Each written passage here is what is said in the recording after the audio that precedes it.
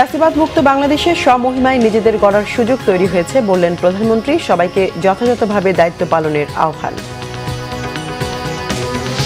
ইরানে যুক্তরাষ্ট্রের হামলার জবাবে কুয়েত, বাহরাইন ও জর্ডানে মার্কিন ঘাঁটি লক্ষ্য করে ড্রোন ও মিসাইল ছুড়েছে তেহরান।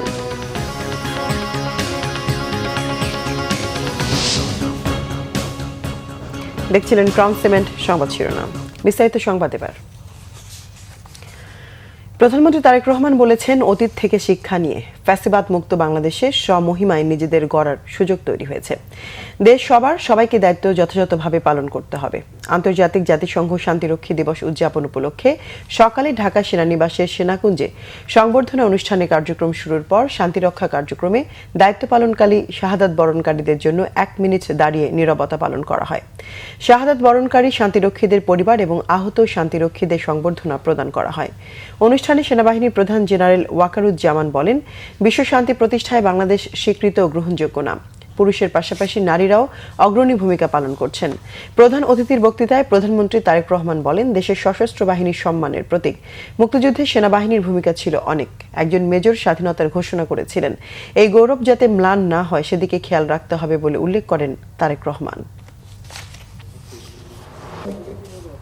আমি আল্লাহর দরবারে মন্ত্রী পরিষদ সদস্য, প্রতিরক্ষা, স্বাধীনতা, সার্বভৌমত্ব এবং এই গৌরব এবং অহংকার অবশ্যই আমাদের সশস্ত্র বাহিনীর জন্য অনন্ত প্রেরণার উৎস।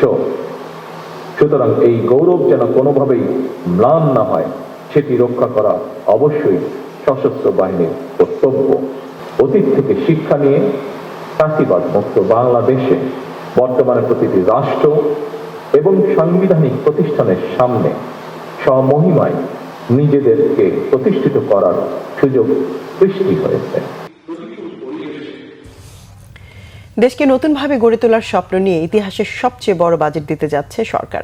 উন্নয়ন পরিকল্পনায় পরিবর্তন ও কার্ড ভিত্তিক সামাজিক সুরক্ষা কর্মসূচি ঢেলে সাজাতে আগামীকাল 9,38,000 কোটি টাকার বাজেট প্রস্তাব দেবেন অর্থমন্ত্রী। বৃহস্পতিবার বিকেল 3টায় সংসদে উঠছে 2026-27 অর্থ বছরের নতুন বাজেট। দেশের 55তম এই বাজেটের আকার হতে পারে 9,38,000 কোটি টাকা। বড় এই খরচ সামলাতে রাজস্ব আয়ের লক্ষ্য টার্গেট ঠিক করা হচ্ছে 6,95,000 কোটি টাকা। 2,51,000 কোটি টাকার ঘাটতি মেটাতে ব্যাংক থেকে নেওয়া হবে 1.25 লাখ কোটি টাকার ঋণ। নতুন বাজেটে করমুক্ত আয় সীমা ধাপে ধাপে বাড়ানোর ঘোষণা দিতে পারেন অর্থমন্ত্রী। প্রযুক্তি বান্ধব ফ্রিল্যান্সার ও উদ্যোক্তাদের জন্য থাকছে মেগা ধামাকা। জ্বালানি ও ভোজ্য তেলের উৎসে কর কমানো সহ বেশ কিছু পণ্যে শুল্ক কর কমানোর প্রস্তাব দেবেন অর্থমন্ত্রী। তবে ধনীদের ওপর বাড়বে অতিরিক্ত করের বোঝা। ময়মনসিংহের ট্রেনের বগি লাইনচ্যুতের ঘটনায় বন্ধ রয়েছে জামালপুর ঢাকাগামী ট্রেনের রুটের ট্রেন চলাচল। তবে এতে কেউ হতাহত হয়নি। ময়মনসিংহ রেলওয়ে থানার ভারপ্রাপ্ত কর্মকর্তা মোহাম্মদ আক্তার হোসেন জানান, সকাল 9টার দিকে দেওয়ানগঞ্জ থেকে ছেড়ে আসা ঢাকাগামী যাত্রীবাহী আন্তনগর ব্রহ্মপুত্র এক্সপ্রেস ট্রেনটি নগরীর কলেজ রোড এলাকায় পৌঁছলে একটি বগি লাইনচ্যুত হয়। এতে জামালপুর ঢাকা রুটের ট্রেন চলাচল বন্ধ হয়ে যায়। উদ্ধারকর্মীরা দ্রুত লাইনচ্যুত বগিটি উদ্ধার করে রেল লাইনে সংযুক্ত করার কাজ করছে বলে জানান তিনি। দেশের বিভিন্ন পয়েন্ট দিয়ে বিএসএফ এর একের পর এক পুষ্যিন চেষ্টায় সীমান্ত এলাকায় চরম অস্থিরতা বিরাজ করছে। স্থানীয় জনগণকে সাথে নিয়ে বিজিবি ভারতীয় বাহিনীর এই অপতৎপরতা রুখে দিচ্ছে। সীমান্তে জোরদার করা হয়েছে টহল, একই সঙ্গে গোয়েন্দা তৎপরতাও বাড়ানো হয়েছে। বিজিবি জানিয়েছে, লালমনিরহাট, ঠাকুরগাঁও, পঞ্চগড়, কুষ্টিয়া, চাঁপাইনবাবগঞ্জ, জামালপুর, মেহেরপুর, ঝিনাইদহ সহ দেশের বিভিন্ন সীমান্ত দিয়ে নারী, পুরুষ ও শিশু পুষ্যিনের তীব্র চেষ্টা চলছে। তবে বর্ডার গার্ড বাংলাদেশ ও স্থানীয়দের সতর্ক অবস্থানের কারণে বেশিরভাগ ক্ষেত্রেই এসব চেষ্টা প্রতিহত করা হচ্ছে। বিজিবির পক্ষ থেকে বলা হয়েছে, দেশের 26 জেলার বিভিন্ন পয়েন্টে নজরদারি জোরদার করেছে তারা।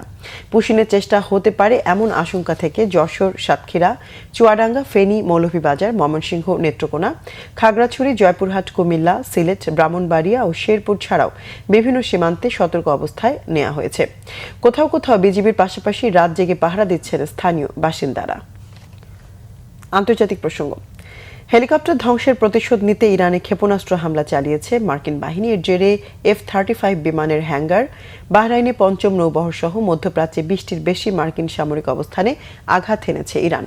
মার্কিন সেনাদের অবিলম্বে মধ্যপ্রাচ্য ছাড়তে বলেছেন ইরানের পররাষ্ট্রমন্ত্রী আব্বাস আরাকচি। স্থানীয় সময় মঙ্গলবার রাত 12টার পর ইরানের বন্দর আব্বাস, কেশম দ্বীপ, সিরিক দ্বীপে হামলা শুরু করে মার্কিন বাহিনী। এ সময় মার্কিন প্রেসিডেন্ট ডোনাল্ড ট্রাম্প হোয়াইট হাউসের সিচুয়েশন রুমে বসে অভিযান পর্যবেক্ষণ করেন। মার্কিন বাহিনীর সেন্ট্রাল কমান্ড সেন্টকম এক্স হ্যান্ডেলে জানিয়েছে, হরমুজ প্রণালী ঘিরে ইরানের সামরিক অবস্থান ও রাডার স্থাপনায় হামলা হয়েছে। কেশম দ্বীপে অন্তত 6টি বিস্ফোরণের খবর নিশ্চিত করেছে তেহরান। সিরিকের উপকূলীয় এলাকায় এবং হরমুজগান প্রদেশের জাঙ্ক ও কুহুই শহরে আঘাত এনেছে মার্কিন ক্ষেপণাস্ত্র।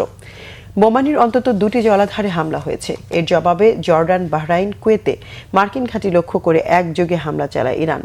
বাহরাইনে মার্কিন বাহিনীর 5ম নৌবহরে ড্রোন হামলা আর MQ-9 ড্রোন ধ্বংসের দাবি করেছে ইরানের বিপ্লবী গার্ড। বাঁচতে চাইলে মার্কিন বাহিনীকে শীঘ্রই মধ্যপ্রাচ্য থেকে চলে যেতে বলেছেন ইরানের পররাষ্ট্রমন্ত্রী আরাকচি। হরমুজ প্রণালীতে মার্কিন হেলিকপ্টার ধ্বংসের বদলা নেওয়া হবে। প্রেসিডেন্ট ট্রাম্পের এমন ইঙ্গিতের পরপর ইরানে হামলা হলো। প্রায় 4 মাস ইরানের বিরুদ্ধে পাল্টাপাল্টি সহিংসতায় গত সোমবার প্রথমবার মার্কিন বাহিনীর অ্যাপচি হেলিকপ্টার ধ্বংস হয়েছে। দর্শক, এ ছিল এখনকার মতো। পরের সংবাদ দুপুর 2টায়। এর আগে একটাই রয়েছে নিউজ টপ 10, দেখার আমন্ত্রণ রইল।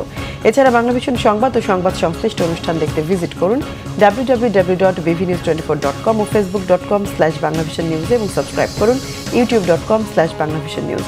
এতক্ষণ সঙ্গে থাকায় ধন্যবাদ সবাইকে।